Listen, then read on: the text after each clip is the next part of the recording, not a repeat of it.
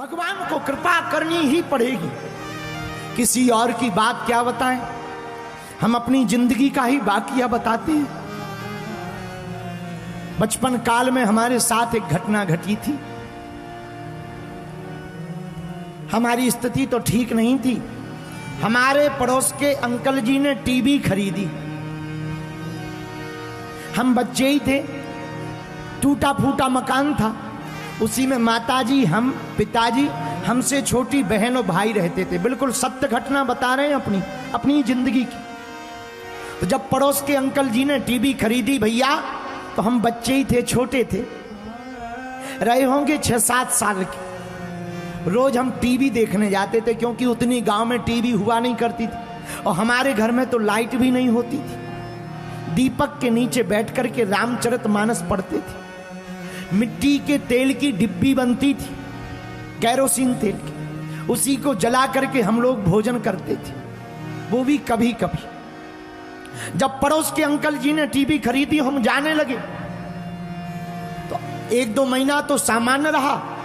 2 महीना बाद उन्होंने हमें देख करके टीवी बंद कर दी और हम जैसे ही बाहर निकले तो फिर चालू कर दी। हमारे मन को बड़ा दुख लगा।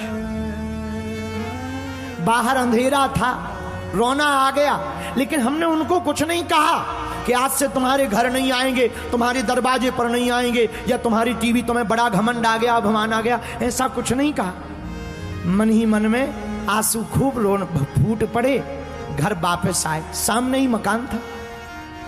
वापस आए तो माँ ने कहा, माँ हमको घर पर बचपन में धीरू कहती थी।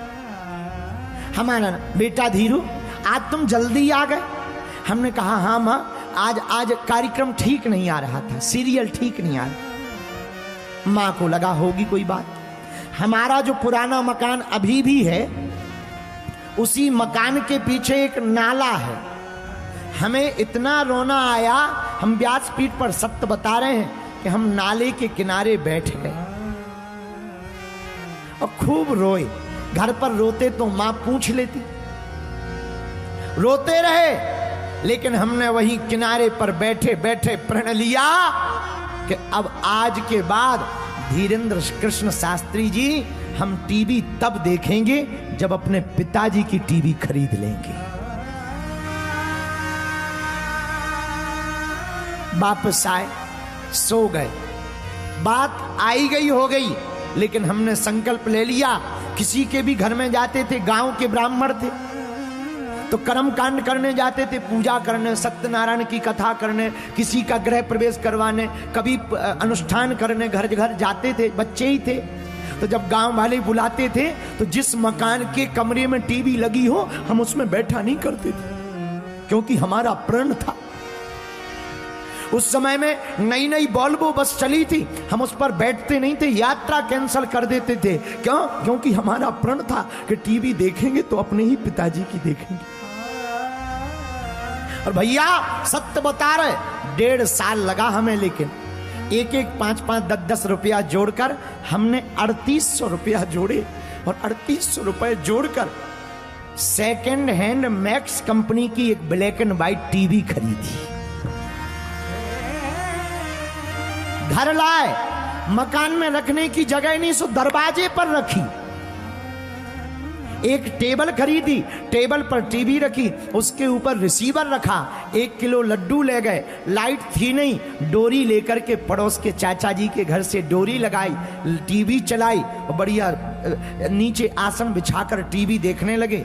तो भगवान की बड़ी कृपा, उस वक्त हमारे पास सिद्धि भी नहीं थी भैया। जो अंकल जी ने हमें भगाया था, उनकी टीवी फूक गई,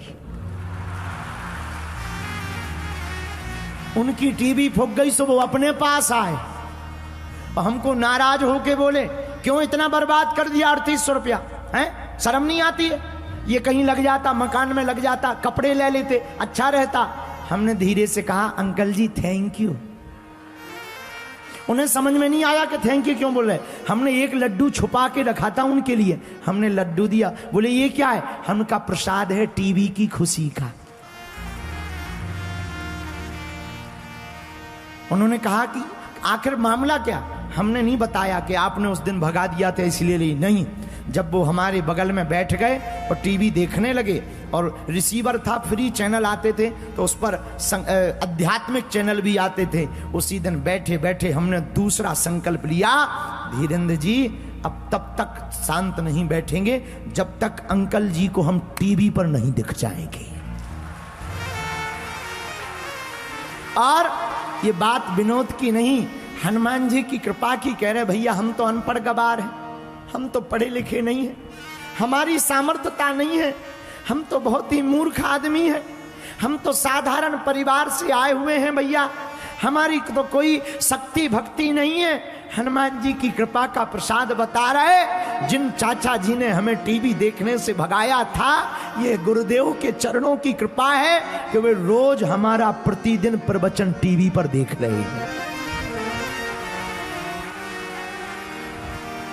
हम हाथ जोड़कर इस घटना को इसलिए नहीं बता रहे कि हम आपको अपनी आप बीती बताना चाह रहे, नहीं। कुरुक्षेत्र के पागलो, तुम हमारे परिवार के सदस्य हो, और जितने भी युवान बच्चे, पढ़ने वाले बच्चे, पढ़ने वाली बेटियां बहनें विराजमान है, तुम इतनी मेहनत करो, इतनी मेहनत करो कि किसी कोने में तुम्हारे माँ बाप खड़े हो जावे तो लोग कहें ये फलाने बेटे का बाप खड़ा हुआ।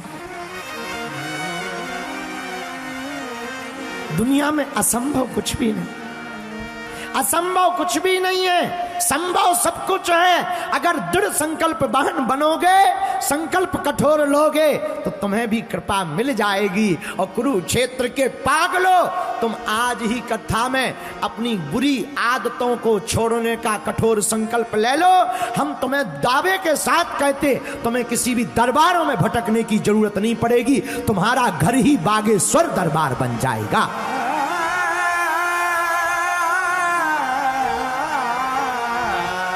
तुम्हारी हनुमान जी की भक्ति, मेरे पागलो, तुम्हें फिर किसी धीरेन्द्र कृष्ण शास्त्री के पास पहुंचने की, जाने की आवश्यकता नहीं पड़ेगी। तुम स्वयं और तुम्हारे घर में स्वयं बागेश्वर बालाजी और सन्यासी बाबा हो जाएंगे।